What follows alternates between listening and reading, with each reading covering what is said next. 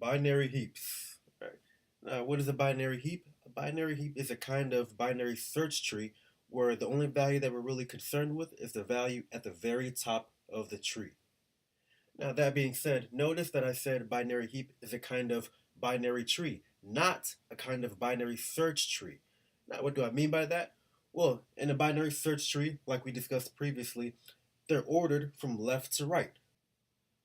The left child must be lesser than the parent, and the right child must be greater than the parent, meaning the right child will always be greater than the left child. In the binary tree, the nodes aren't ordered at all. There is no rule as far as ordering is concerned. The only rule is that the parent can have no more than two children.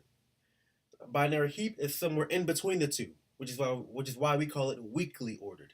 The only rule as far as binary heaps are concerned is that the parent must be less than the two children. Right? That's if you're doing a minimum heap. You could also do a maximum heap where the parent must be greater than the children. In either case, there is no relationship between the siblings. There's no rule that says the left child must be greater than the right child or vice versa. The only relationship is from parent to child. Now, another property that binary heaps have is that they must be complete.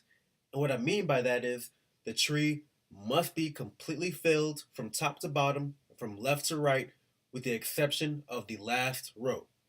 And even if the last row isn't full, it still needs to at least start from the very far left and be completely filled from left to right. What that means is a tree like this would be illegal, invalid, because again, the bottom row must start at the far left. Also, a tree like this would be illegal because there cannot be any gaps in the bottom row. The row must be filled from left to right. So, if your bottom row is not going to be completely filled, at the very least, it must start at the very far left and must be completely filled from left to right. Now, on to the operations. Suppose this is my heap, and as you can see, this is a maximum heap because each parent is greater than its two children. Now, suppose I want to insert the number 99 into the heap. The first step for a heap insertion is to make that node the last node in the heap. So that's where I put 99. Now, that being said, it's possible after doing this that my new node could be violating the heap ordering rule. It's possible that the node I inserted could be greater than its parent. So what I'm going to do is trickle up. And what I mean by that is I'm going to compare this new node to its parent. Since 99 is greater than 69, I'm going to swap it. And now I'm going to compare 99 to its new parent. Since 99 is greater than 78, I'll swap again. And now I'm going to compare 99 to its new parent. Since 99 is smaller, no violation has occurred, thus the insertion is done. Now, the next important operation in a binary heap is remove max, or if you were working with a minimum heap, it would be remove min. In either case, you might be wondering, what about the remove operation to remove some arbitrary value in the heap? Binary heaps do not do that. There is no remove 85 or remove 78. There's only remove max and remove min because once again, in a heap, you're only concerned with the value at the top, which in this case is always the maximum value.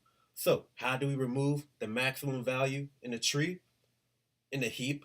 What we're going to do is we're going to take the last node and we're going to swap it with the root. Then we're going to remove the last node. Right? We do this because it's very simple. It's a lot simpler to simply remove the last node than it is to remove any other node in the heap. Now, that being said, after doing this swap process, it's possible that 69, the former last node, could be violating our heap ordering process. So what we're going to do is trickle down this time. And what that means is I'm going to compare 69 to its children. But which child? As you can see, there's a violation on both sides of 69. It's smaller than both of its children. So which child should I swap it with? Well, let's say, for argument's sake, that we assume it doesn't matter which node we swap it with. Let's say we choose to swap it with 94. All right, well, when we do that, as you can see, we still haven't solved the problem at the root because now 94 is smaller then it's the right child, 99. So, rather than arbitrarily pick who we swap 69 with, whenever you have a violation on both sides of the parent, swap it with the larger of the two children. That ensures that after the swap is done, that there won't be another violation still occurring at the root.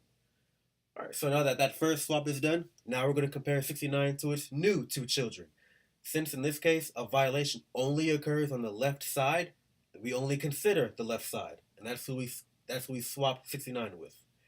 Then we compare 69 to its new child. We see that 69 is larger, thus the trickle down process is finished and remove maxed is done.